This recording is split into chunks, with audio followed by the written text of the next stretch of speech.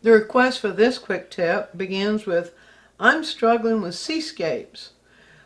What I can't get to grips with is the waves, the rolling and the crashing.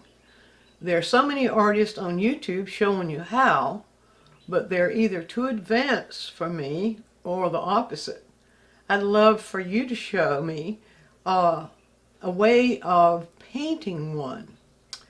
And she goes over a few compliments, which I won't read. Well, we'll crash a few waves.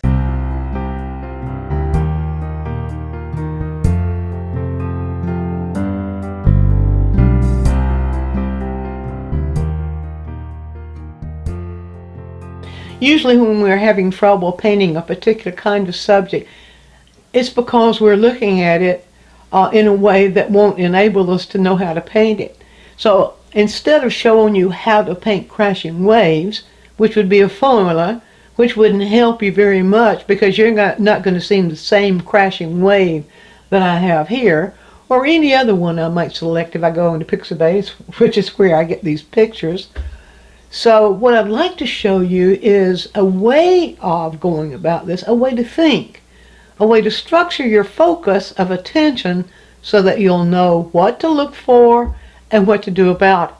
All right, so I got this picture, and so first thing to look for when you're trying to paint crashing waves or a waterfall or a tree out in the woods or anything, the first thing to look for is its overall shape.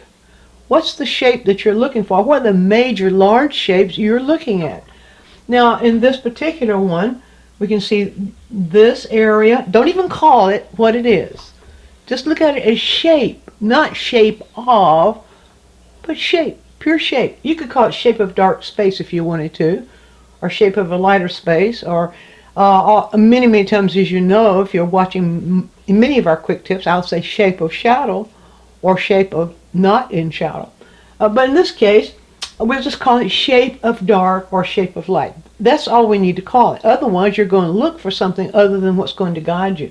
So if we're looking for shape of dark, we see an overall shape that goes something like this.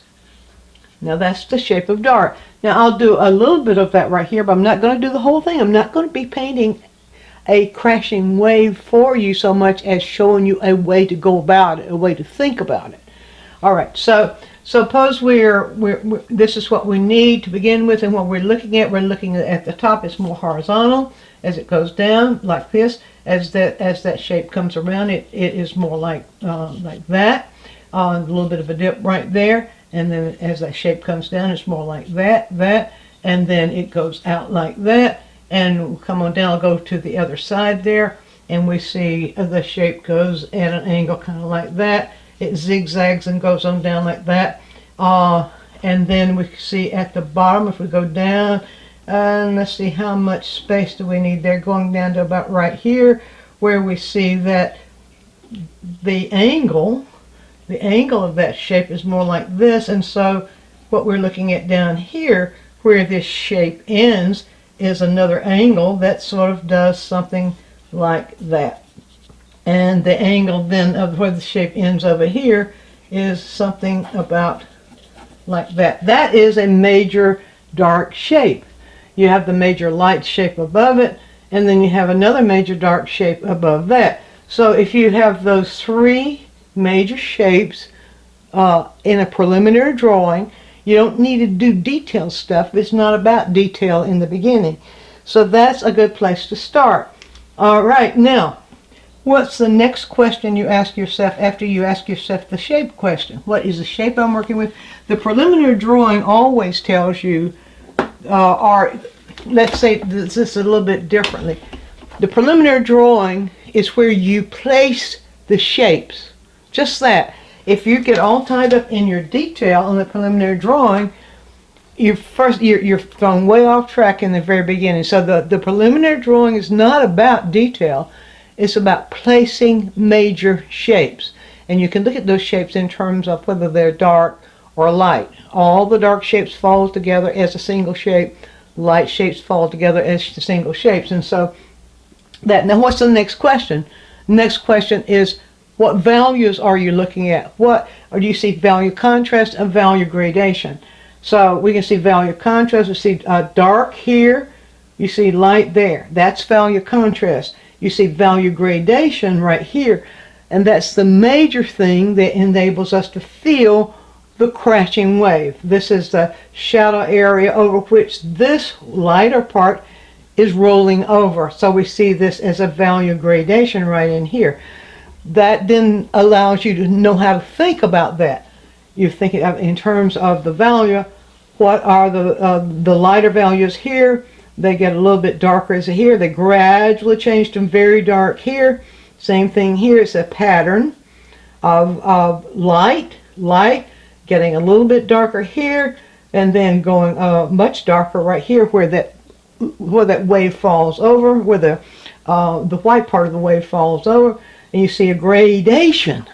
And a lot of times when people are trying to paint crashing waves or waterfalls, they miss that gradation, and that's one of your main keys. So there's the next thing you look for, and then make a note of that in your head. Now it doesn't hurt, I won't do it here, but it wouldn't hurt if you're having problems seeing that gradation.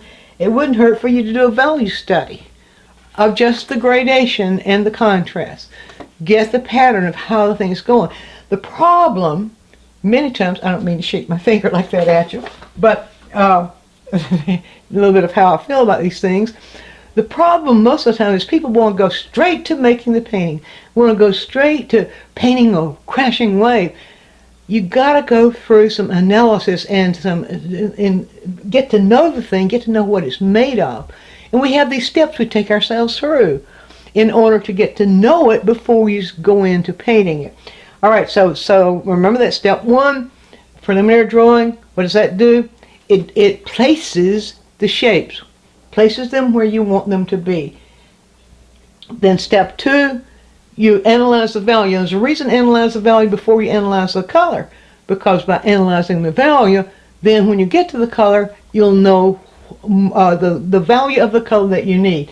And so here we go, color gradation. Now the gradation is the thing I want to emphasize. I don't think anybody who's been painting, even as a beginner, I don't think they have a whole lot of problem with the dark contrast between the dark and the light. Right here is probably where the problem comes in. All right, so I'm going to place that emphasis on gradation. So what colors are you going to need to show that gradation? Then's when you go into color analysis. What colors at what values are you actually looking at? So we'll go through a little bit of color analysis now. Nowhere near ready to start painting. There's another key for you. Be willing to do the grunt work first. Be willing to know what you're doing, to know what the shapes are, to know what the values are, to know what the colors are, to know where things are going to go. When you're doing that, then you're giving yourself information so that when you get to the painting, you'll have the freedom to express the painting rather than trying to figure it out as you go. That's usually what makes paintings feel cramped. We'll just leave that crap in there. That's usually what makes paintings feel cramped and uncertain, is when things aren't figured out ahead of time. All right, now, how do you work this out? You work it out very simply, just like you work out any color analysis. And I always like to start with the color wheel. And there's a real good reason for that. So if you start, say, right up here, what is the actual color? Well, look over here. What is that actual color? And then you look here, and I've got these sampled right here. What is this actual color? Let's say it a little differently. What is the hue? So if we start right here, what hue am I looking at? Now, you might call that blue, you might call it green. But in reality, is it actually blue or is it actually green? Actually, it's somewhere in between blue and green. And so that means that you could start out with either blue or a blue-green, since blue-green is in between, or even start out with green. But I always go for the easiest part. So if it's somewhere in between blue and green, as I see that this is, I would go for blue-green. Do you have a blue-green color? Well, I do. A blue-green color I have on my palette is the Rembrandt Viridian. So that's where we'll start. Now, with the Rembrandt Viridian, first thing I want to do is go for the Rembrandt Viridian. Now, is that the value I'm looking at? I know I want to stay in the blue-green range. Is that the value? You can see already, no, it's not the value. It's too dark. So I'll need to change that value first. And how do I change the value? Obvious way. What needs to happen? It needs to be lighter. So I'll just add white. Put a little bit of white right here. How much white will I need to change it? Well, I'll just have to kind of gauge that by my experience of mixing white into Viridian. And so I'll put a little bit of white in it. I can tell by looking here to here that that's not quite enough. You see that this is darker. What's on my palette knife is darker. And those of you who've watched other quick tips know another good way to check this is to go with a test strip, to just put a little bit of that mixture on the back of a test strip and hold it there, and you can see it's way too dark. That means I need to add more white into it, so maybe reach up for a little bit more. Don't be tempted to grab a big wad and throw it in, but gradually. Work it out gradually. So I'll throw this. Now this needs to be figured out before you start painting. If you try to figure this out as you go, as I just said before, I don't want to start repeating myself, but I do get excited about these things. This is you're more confident. You know when you know where you're going. All right. So now let's get another test strip and let's check that out. Do I have the right value? I'm pretty much in the right value range. Maybe just a little bit darker than I need it to be, but pretty much in the right value range. Got a little bit of paint on me, but that happens sometimes when we're painting. All right, but I'm seeing something is different. I'm in the right value range, pretty much in the right value range for this hue, but it's not quite blue enough. So the obvious thing to do would be to add a little bit more blue into it. Now, the blue I have on my palette that works, I could use, is ultramarine blue. Cobalt blue would be another blue that would work. A blue that would not work would be phthalo blue. Why? Because it has the green already in it. It'd be too difficult to change. So we can go easier if we go with ultramarine blue. Now, I don't pull this ultramarine blue on my palette knife and pop it right down here. That then would cause the value to change again. Why would I want to do that? So I'll bring the ultramarine blue over here, and I want to get that ultramarine blue the same value as I have here. So I'll reach, and if you watch the previous quick tip on tinting strength, you'll know more about how much white needs to go in that ultramarine blue in order to make it the same value. And here I'll only need to match it on the palette. Okay, I need to put just a little bit more because I need that in the same value range. Another suggestion here would be when you set up the palette that you might set up a value line. And I have quick tips on that too, so it makes it easier for you to reach to the value. There you go. See, those are in the same value range now. Now the question is, how much ultramarine blue is it going to take to give me that blue-green I'm looking for? Now, there's something else I'm noticing. As this moves into distance, it loses some of its green. So the first thing I want to check is for this one right here, is that ultramarine blue by itself? Well, the way I check that is right like that. And that needs to be a little lighter to be that, but that looks like it's pretty much on the button. So that means I'm going to need some of this as I move from here to here, because if you watch what's happening gradually, as this color changes as it moves in this direction. So it's gradually moving from the blue-green we see here to the ultramarine blue at that value that we see there. How much of the ultramarine blue is going to need to go in there? All right, so we can just start by adding right at the edge, not the whole pile. Not the whole pile of paint. You want to control this. So we'll start by adding at the edge a little ultramarine blue into that, and then we will test it and see, are we there yet? Sounds like, well, same question as kids ask. That was a little much. So now I know I'm in the right ballpark. right ballpark, because we do see some variation in there, so that means that those colors won't necessarily have to be thoroughly mixed, because we do see some variation. You see I'm pretty much on the button there. But I see other things happening. As this moves down in this direction, look at this dark. What color is that? What's happening with that dark? If you on this photograph, it actually goes a dark blue purple. Well, all right, so that kind of creates another thing, doesn't it? A dark blue purple. Now, what I know from color experience, and you will find this is true too, a blue green. If you add if you add a complement, if you add a red violet or a red being complement of green, into a blue green, it's going to turn it violet, and it's going to turn it kind of a low intensity violet because of the complements blue and green. But this is blue purple. So going back to the color wheel, making this is trying to give all the elements to this I can. With the complement of blue-green, actually it says red-orange here. The complement of blue is orange. The complement of green is red. All right. So if I add red, which could be alizarin crimson here, that red's going to neutralize the green. It's going to bring the blue out. And since it's blue-purple, or leaning in that direction, that's what I know I can do. So I'll go right in here to the Viridian. And let's see, where'd be a good place. I'm going to go all over the palette now. I'll just put a little bit of that right there, because I want to mix the darker colors first. Alright, so now I'm going to begin to put a little alizarin crimson into that. And you watch it change. Pull right close right in here.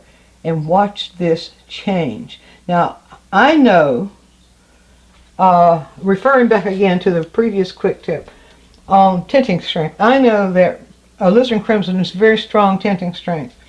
I know that the Rembrandt Viridian is a weaker tinting strength.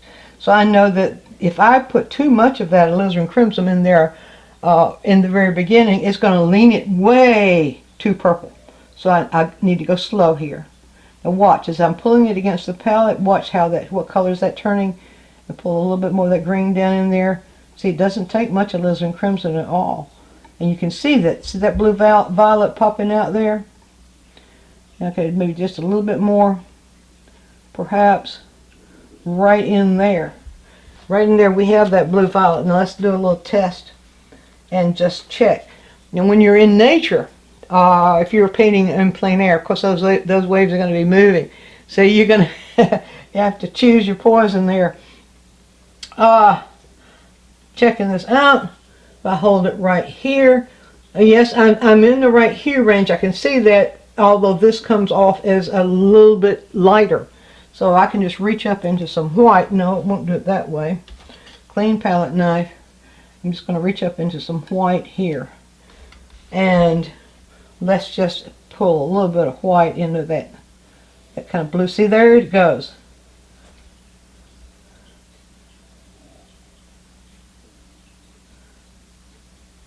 That is going to need a little bit more. All right, I'll just tell you that in just a minute. Okay, now as I pull it up here, I can see I'm pretty close right there. Now I have the ultramarine blue in the palette. If it needs to go bluer as it gets darker, I could actually add the ultramarine blue to it. But as it gets more violet, as it seems to be at the very edge there, then I can add more of this alizarin crimson. So let me just show you how that works. And let it actually lean towards violet as we see it right here. Okay, once again, rinse off. Rinse off the brush thoroughly. Dry the brush thoroughly. Reach for some white. Not too much. Right there. There you go. See what a nice little purple that is? So the amount of the alizarin crimson is going to lean it more towards the purple. As I pull back, it's going to get a deeper and a more shadow type intensity of blue-green. So let's just check it one more time and see.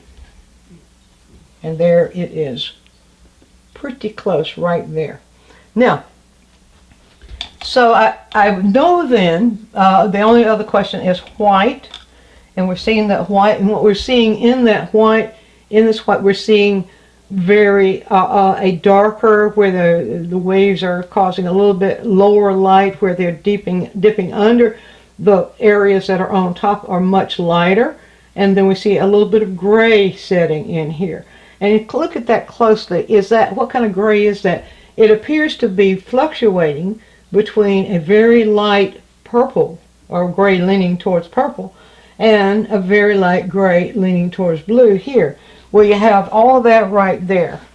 We have the very light. Let's just pull some white from the white stash, and just pull just a tiny bit. Let's see, is that going to be dark enough? Pull a little bit more. There we go, right there. That is a nice purplish gray. Not quite dark enough. Needs a little bit more blue in it. All right. So that's the way you think these things through. Just reach up in there, and let's pull this into it. A little bit more of the green blue. Now let's see. And is that closer? Is that closer? That took it away. There it is, right there. That's what we're seeing more down there. All right. In the other area, we're seeing it more blue, so we reach up for the blue. Now you see how this works. You ask yourself, what hue are you looking at in those various value areas? That's a little bit closer, but too dark. So we'll lighten it up a bit. That should be exactly what we need, right there. Ooh, very close. A little bit more. Just a little touch more of this. Okay, I'm running out of space on this. Let's get just a tiny bit bluer. Right in there. Okay. I forgot which way I was going. Now you will do that too. And when that happens, you simply regroup, because we're not in the painting now. And this reason we don't need to be figuring. There it is. It's very close. It just needs to be light now.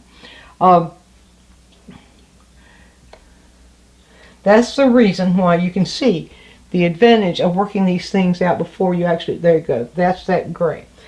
Working these things out before you actually do the painting.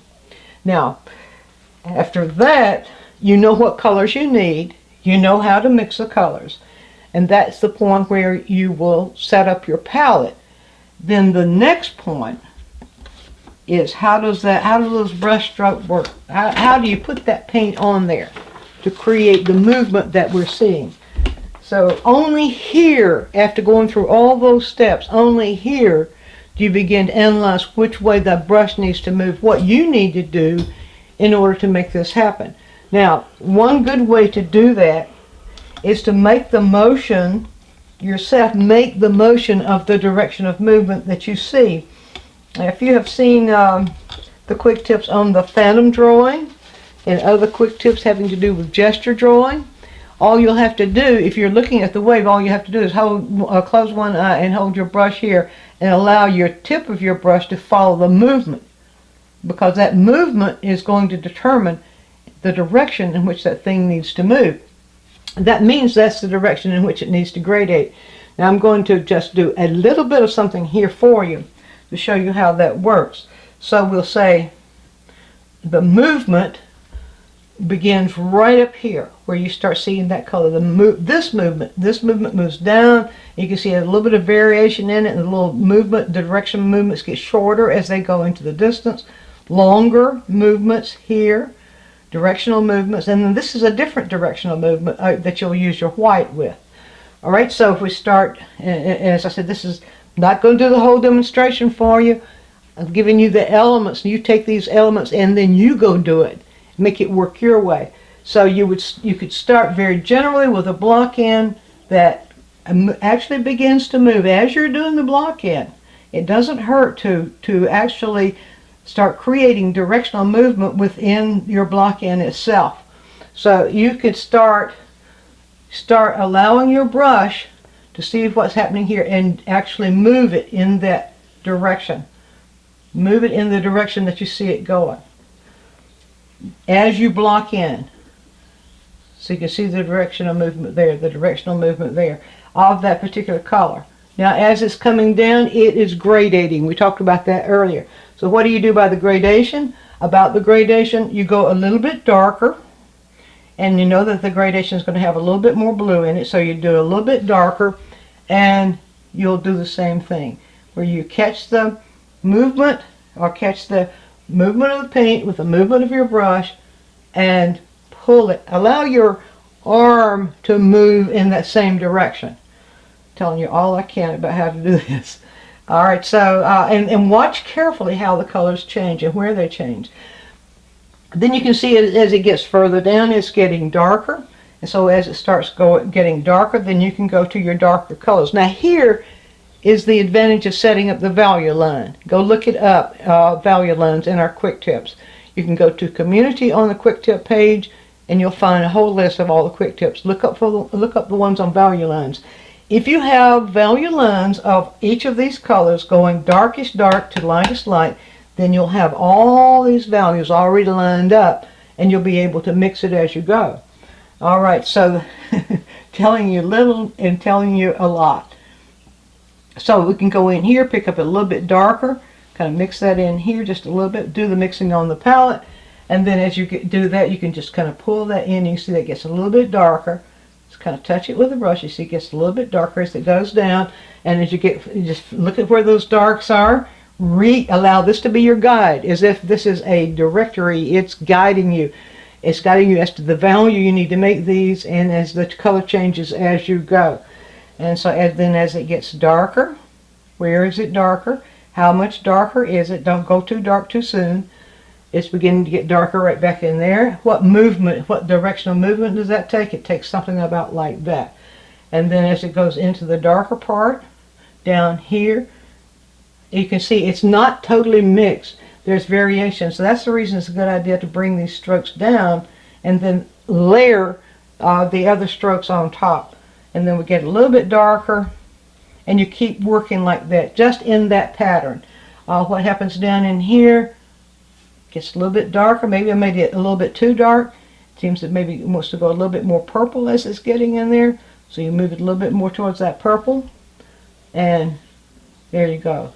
Something like that. The blending will take care of itself if you stroke it right. If you're stroking with the back of the brush and stroking with your arm, you might practice that part of it too. If it still feels like you need a little bit more blended, the worst thing you can do is go back and start picking at it. But you can do counter directional movements to create a blend. So if I could just go like that, very lightly, holding the brush at kind of a 45-degree angle, very lightly, and go counter. See, this one goes this way, so I would need to go that way to get a blend.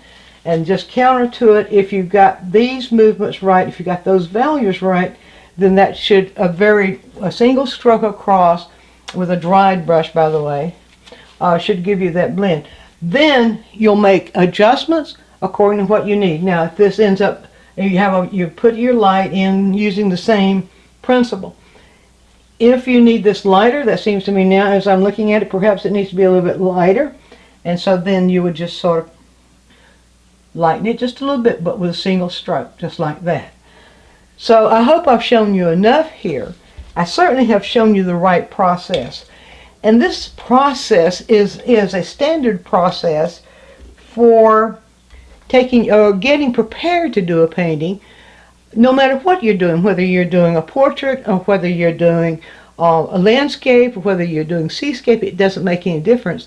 The process, the way you prepare yourself, is going to then give you freedom to create that painting the way you want it to be.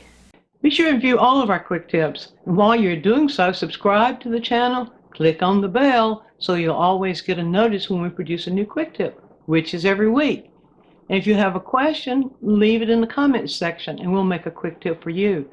Also, take a trip over to DianeMize.com where I have full-length lessons, downloads, DVDs, lots of other stuff there, some free stuff for you.